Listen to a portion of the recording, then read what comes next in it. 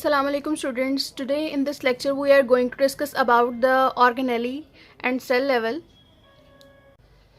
इस टॉपिक को स्टडी करने से पहले हमने लेवल्स ऑफ ऑर्गेनाइजेशन जो है उसके दो स्टेप्स पढ़ लिए हैं. फर्स्ट स्टेप था सब atomic and atomic level. Second step molecular level. ठीक है. और एटम्स ही जब कंबाइन होते हैं तो मॉलिक्यूल्स बनते हैं, और वो मॉलिक्यूल्स जो कि लिविंग ऑर्गेनिजम्स की बॉडी में एग्जिस्ट करते हैं उनको हम बायोमॉलिक्यूल्स कहते हैं. अब हम थर्ड स्टेप्स की बात करते हैं जो कि ऑर्गेनेली एंड सेल लेवल है. तो ऑर्गेनेलीज बेसिकली कैसे बनती हैं? जब बायोमॉलिक्यूल्स कंबाइन होते हैं तो ऑर्गेनेलीज बनती हैं. ठीक है. अब बायोमॉलिक्यूल्स की एग्जांपल्स या इनकी टाइप्स हमने दो डिस्कस की थी, माइक्रोमॉलिक्यूल्स एंड मैक्रोमॉलिक्यूल्स. तो यहाँ आपके सामने एग्जांपल है दो मैक्रोमॉलिक्यूल्स की, प्रोटीन्स और राइबोसोमल आरएनए. ये दोनों बेसिकली क्या हैं? बायोमॉलिक्यूल्स. जब ये बायोमॉलिक्यूल्स कंबाइन होंगे तो इनके कंबाइन होने से जो है ऑर्गेनेलीज बनेंगी. राइबोसोम्स कब बनते हैं? जब प्रोटीन्स और राइबोसोमल आरएनए यानी ये बायोमॉलिक्यूल्स कंबाइन होंगे तो राइबोसोम्स बनेंगे. ठीक है. ये राइबोसोम्स का स्ट्रक्चर है आपके सामने, और ये राइबोसोम का कंपोजिशन जो है लार्जर यूनिट ये वाला है और ये स्मॉल यूनिट है. ये दोनों यूनिट्स जब कंबाइन होंगे तो राइबोसोम फंक्शनल होंगे. सही है. Organelles are also known as sub cellular structures. Organelles को हम सब सेलुलर स्ट्रक्चर्स भी कहते हैं क्योंकि ये वो स्ट्रक्चर्स हैं जो कि सेल के अंदर मौजूद होते हैं. ठीक है. सेल के अंदर प्रेजेंट होते हैं. And all the organelles are made up of biomolecules. अब हम इनकी फंक्शंस की बात करते हैं कि हर ऑर्गेनेली का फंक्शन जो है वो किस तरीके से परफॉर्म होता है. ऑर्गेनेलीज में डिवीजन ऑफ लेबर का फिनोमिना है. डिवीजन ऑफ लेबर का मतलब है काम की तकसीम.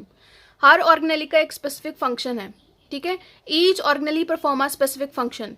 चाहे वो राइबोसोम्स हैं जो हमने ऊपर भी बात की है, या उसके अलावा डिफरेंट और भी ऑर्गेनेलीज हैं, हर ऑर्गेनेली अपना ही काम करेगी, उसमें डिवीजन ऑफ लेबर होगी. कोई भी एक ऑर्गेनेली एक से ज़्यादा काम परफॉर्म नहीं कर सकती. ठीक है. अब यहाँ पर आपकी टेक्स्ट बुक के अकॉर्डिंग दो ही एग्जाम्पल कोट की गई हैं. First example is mitochondria. The specific function of mitochondria is about the cellular respiration. Cellular respiration का मतलब होता है एनर्जी प्रोड्यूस करना. ठीक है. अगर हम सिंपल अल्फाज में बात करें तो हम कहेंगे कि सेलुलर रेस्पिरेशन क्या है? सेल्स में एनर्जी का प्रोड्यूस होना सेलुलर रेस्पिरेशन कंसीडर होता है, और माइटोकॉन्ड्रिया को power house of the cell भी कंसीडर किया जाता है क्योंकि यही एनर्जी प्रोड्यूस करता है. इसके अलावा अगर हम राइबोसोम्स की बात करें तो राइबोसोम का जो फंक्शन है, स्पेसिफिक फंक्शन है, वो है प्रोटीन सिंथेसिस.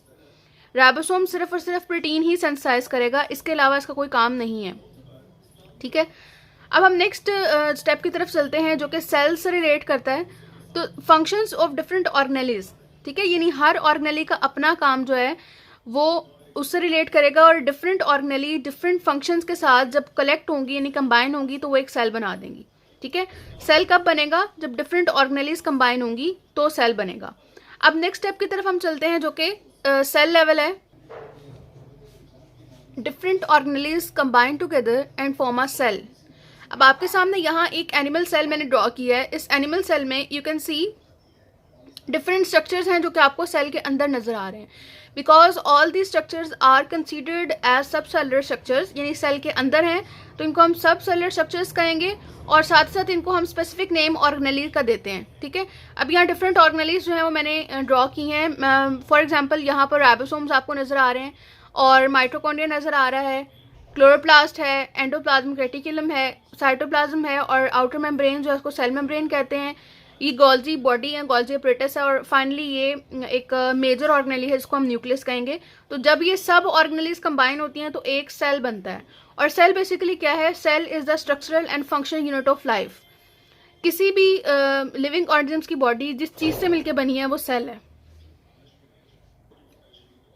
अब सेल्स के अकॉर्डिंग हम ऑर्गेनिजम्स के टाइप्स देख लेते हैं. ऑर्गेनिजम्स जो हैं, कुछ ऑर्गेनिजम्स ऐसे होते हैं जिनकी बॉडी सिर्फ सिंगल सेल पे ही कंसिस्ट कर रही होती है, लेकिन कुछ ऑर्गेनिजम्स ऐसे भी हैं जो कि मोर देन वन सेल यानी मिलियंस और ट्रिलियंस ऑफ सेल्स पर मुश्तमिल होते हैं. ठीक है. अब फॉर एग्जांपल इनकी एग्जांपल हम देख लेते हैं. वो ऑर्गेनिज्म जो कि सिंगल सेल पर कंसिस्ट कर रहा होगा उनकी एग्जांपल्स हैं प्रोकैरियोट्स एंड प्रोटिस्ट्स. प्रोकैरियोट्स क्या होते हैं? प्रोकैरियोट्स वो ऑर्गेनिजम्स हैं जिनकी बॉडी में जो है वो सिर्फ एक ही सेल होगा डेफिनेटली, और उस सेल में न्यूक्लियस नहीं होगा, प्रोमिनेंट न्यूक्लियस नहीं होगा. सेकेंड टाइप जो है, सेकेंड एग्जाम्पल प्रोटिस्ट की है. प्रोटिस्ट होते यूकैरियोट्स ही हैं, यानी उनमें प्रोमिनेंट न्यूक्लियस तो है लेकिन ये ऑर्गेनिजम्स ख़ास कैटेगरी में नहीं आते, बल्कि वो ऑर्गेनिज्म जो कि एनिमल से रिलेट करते हैं वो भी प्रोटिस्ट में ही आते हैं। प्लांट से रिजेंबल करेंगे तो ही प्रोटिस्ट में आएंगे।